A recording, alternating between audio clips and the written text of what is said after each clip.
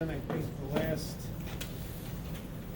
last Roman numeral human cadaver and specimens, it's what we're seeing here. So up on the top, we see the thoracic cavity. The only thing really to see here is the esophagus.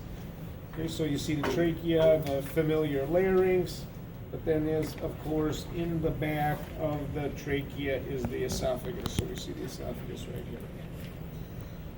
And then the rest of the thoracic cavity that we learned about, but we don't need to know anything until this, the diaphragm. Nice piece of diaphragm right there. Lifting up the diaphragm to go on into the abdominal cavity, we see the liver with the gallbladder and the falciform ligament. So liver, gallbladder, falciform ligament, stomach. Stomach looks a little bit like a triangle. The fundus is kind of curls under. Here's the fundus over here, just for reference. There's the greater curvature, lesser curvature. Here's the end of the stomach as it starts to turn green and get narrow at the pylorus. The pylorus, and then you get this C curve. This tubule here that kind of does this C curve is the duodenum, or the first part of the small intestine. First part of the small intestine. Here's the rest of the small intestine under here. So this thin, kind of kinked, convoluted tubule, it's rather muscular and firm, is the small intestine. And then that yellowish, looks a little bit like adipose tissue. That yellowish soft tissue is the mesentery. Holds the small intestines together, has blood vessels, collects the nutrients that were just absorbed. And then the portal vein goes right to the liver, as I just described, from the small intestine. So the small intestine changes to the large intestine right here. I've tried to keep this in about the normal, proper orientation. So you see this big pouchy, somewhat full cecum. So here would be the last portion, the ileum, the last portion of the small intestine. And then the ileocecal valve would be right on in there where the ileum kind of connects into the cecum. The large intestine's in kind of rough shape. I think, I can't remember exactly what the sheet is calling for. I think it just says large intestine. You don't necessarily have to know the ascending, the transverse, or the descending. But this is the colon. It's very stretched out, ascending. Excuse me. This should actually be in front. So you see the transverse is in pretty rough shape. Looks deflated. It's very pouchy. It's lost all of its muscle tone and firmness.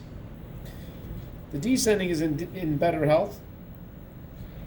As we come down in the descending colon, we can see a couple of hostra. So I'm going to list these pouches. So this is a little more typical. This is diverticulosis. This stretching of the wall of the large intestine.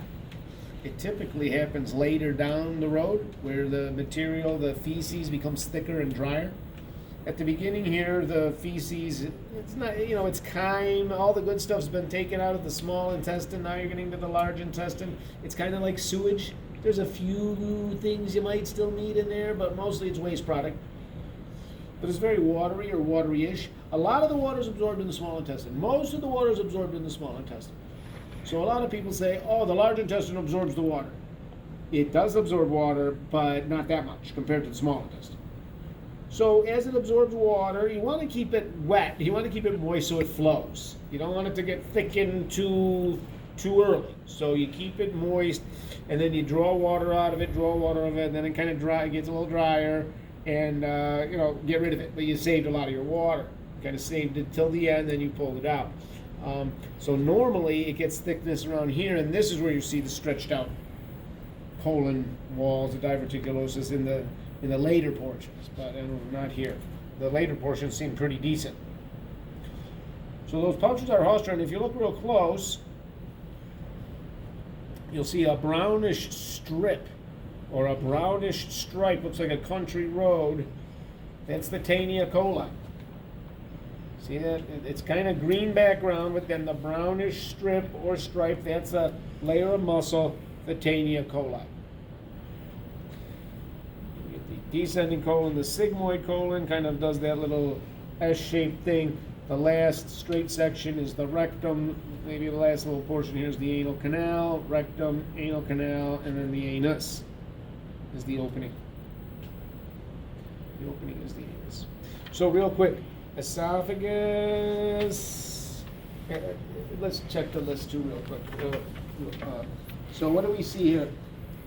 Salivary tongue, no. Salivary glands, no. We did see esophagus. We saw stomach.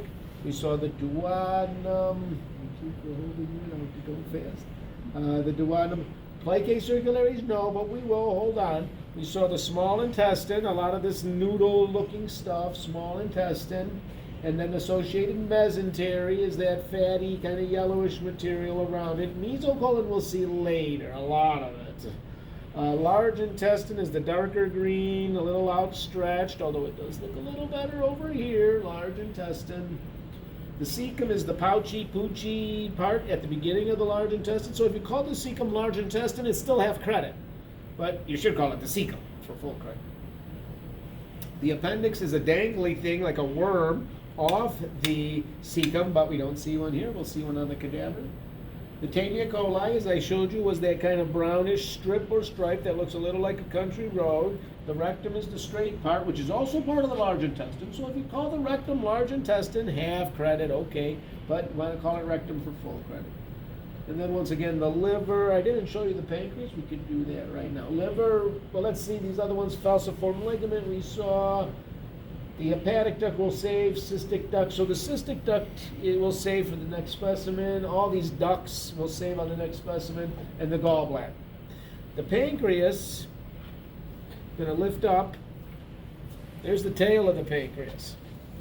The pancreas has this mottled, kind of granular appearance. So here's the tail, the body, and the tail, and pinching the tippy tail. And then the head kind of goes through and nuzzles into that C curve of the duodenum that we were talking about. So here's that C curve, and then there's the head of the pancreas. See the mottled appearance. So head of the pancreas.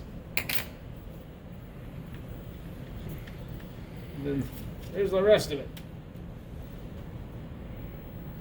So again, pancreas is a little hard to see. It's right in the middle right there. There's kind of, just pull it back and see the head of the pancreas right there. Okay, any questions here?